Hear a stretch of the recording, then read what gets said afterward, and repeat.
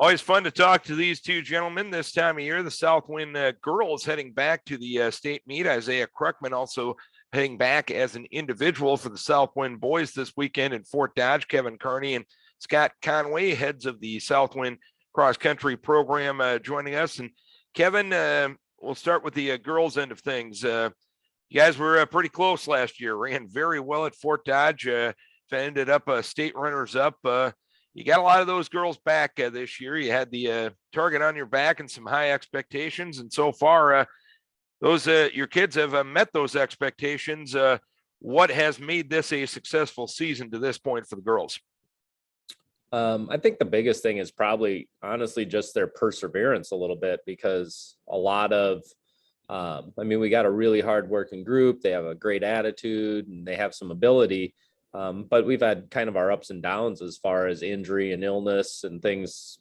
Almost all year long, we haven't quite ever been really 100%. And that can get frustrating, especially when you have high expectations. So I think just the fact that they've sort of persevered and done their best, even if they weren't feeling their best, they've, put in a good effort when they could. And just kind of maintain that all year long. So hopefully we can do that for one more week here.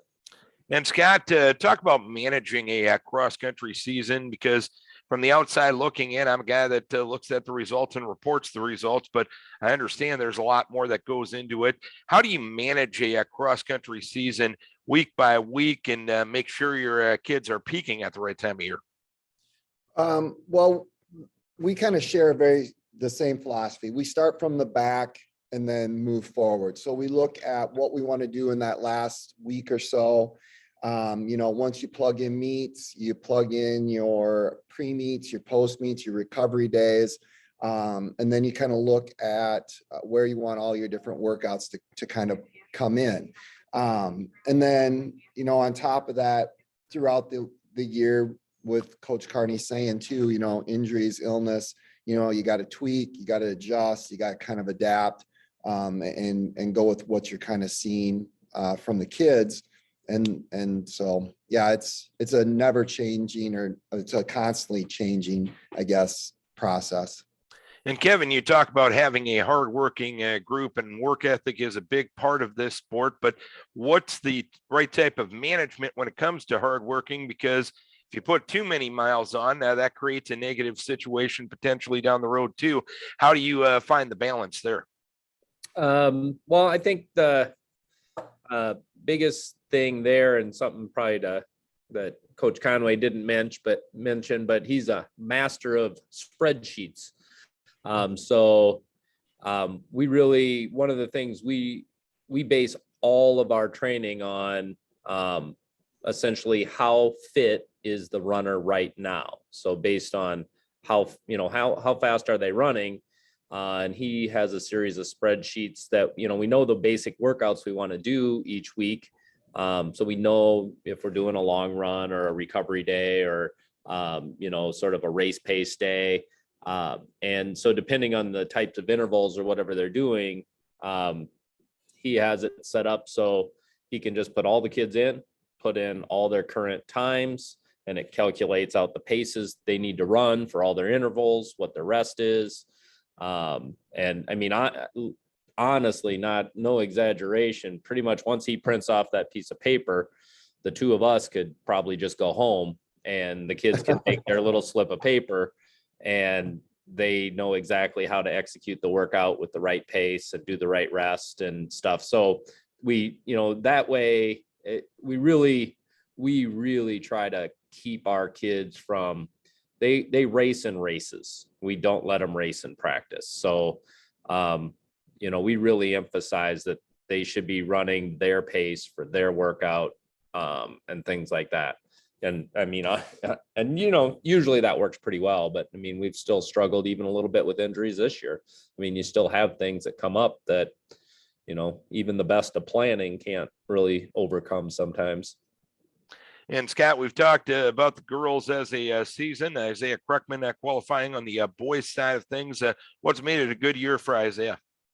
Well, I'd say the thing about Isaiah is from his freshman year till now, he's put in a lot of work. So it's not this one year that's made him successful. It's been all the things that he's done over the course of the last 4 years to make himself better. And that's the one thing about cross country is anybody who wants to put in the work, it's a really easy recipe, but it's really hard to follow. You just got to put in the time, put in the miles, put in the effort, be consistent. And that's one of the things too. You know, he had an illness shortly after Anamosa, and we forced him to take a few days off, which I don't think he was a big fan of. But you know, that's the thing. When you do all that work, you make all those deposits for 4 years, you can afford to take a couple withdrawals and take a couple days off and get yourself back to where you need to be. So that's what's made him successful. And Kevin, you talk about the continuous improvement and building over multiple years to make a runner at their peak level, at their high level, like Coach Conway just talked about with Isaiah. How do you sell that to kids in a society that's a short-term gratification society, if you will? Well, we always, we hear our kids sometimes encouraging other kids to come out for cross country, and they're always like, oh, you should come out. You know, it's a lot of fun. I always am quick to correct them and say it's rewarding, not necessarily always fun. But I don't know. I think the biggest thing is, I mean, I don't think a coach is going to convince a kid to come out and, hey, run hard. You know, let's go run a bunch of miles. If you're relying on a coach to convince kids that this is a great idea, you're probably running uphill at that point. It really comes back to the kids. If you have a good group of kids who are positive and enthusiastic and encourage each other, you know, they're the ones who show everybody else that, hey, you should go do this. You know, I'm having fun doing it. I enjoy it. You should come be part of this. You know, they like being around the kids in school during the day and think, well, I go hang out with them after school too. You know, if they can do this, I can too. And really, it's just it's the first. I've always thought it's getting over the initial idea of I'm going running. Yeah, it seems too hard and too much work. If you can get anybody to do it for about 2 weeks in a row, 90% of the time you got them. They're hooked, because it's the one sport where you instantly see yourself getting better. As soon as you do it for 2 weeks, you feel the improvement, and then you like doing it. And Scott, as for getting ready for Saturday, I know your girls team has a lot of experience down at Fort Dodge, most of them coming back from last year. Does that give you a little bit of a mental advantage being on that big stage in years past? Or is just Saturday a new day and you got to toe the line and step up when the gun fires on Saturday? You know, it's kind of a combination of things. I think having the advantage of being down there and experiencing it. Now, one of the things that's a little bit different for this group is with, you know, everything that was crazy last year, you know, we kind of got out of our normal routine. So in a lot of ways, having that normal routine of this is when we get up to eat, you know, having that experience goes a long ways to them feeling confident about what's going on, because yeah, it's a big meet. It's a big deal. But at the same token, you know, it's another race, and you go out and you do your best. And we always tell the kids, you know, in a fairy tale world, everybody would show up and they'd run their lifetime bests and away you go. But the fact of the matter is, some of you aren't going to run great. Some of you are going to run average, and a few of you are going to have a really good day. But, you know, you want to go out there and make it the best of those that you can and continue racing. And so, again, bringing those groups down year after year after year, it does give you a little bit of a mental edge.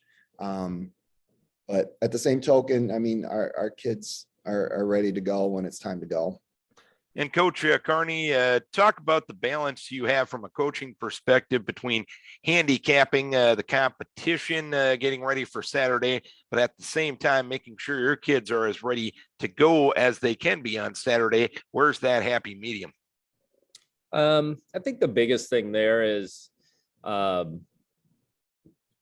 you ultimately you cannot control what any other team does. So you can handicap everything you want all day long. But if someone, it's not like another sport where you get to tackle someone or something like that.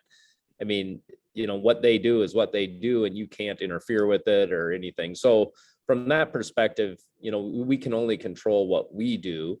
That being said, we believe it's really important to give kids accurate information too about the race they're going to see.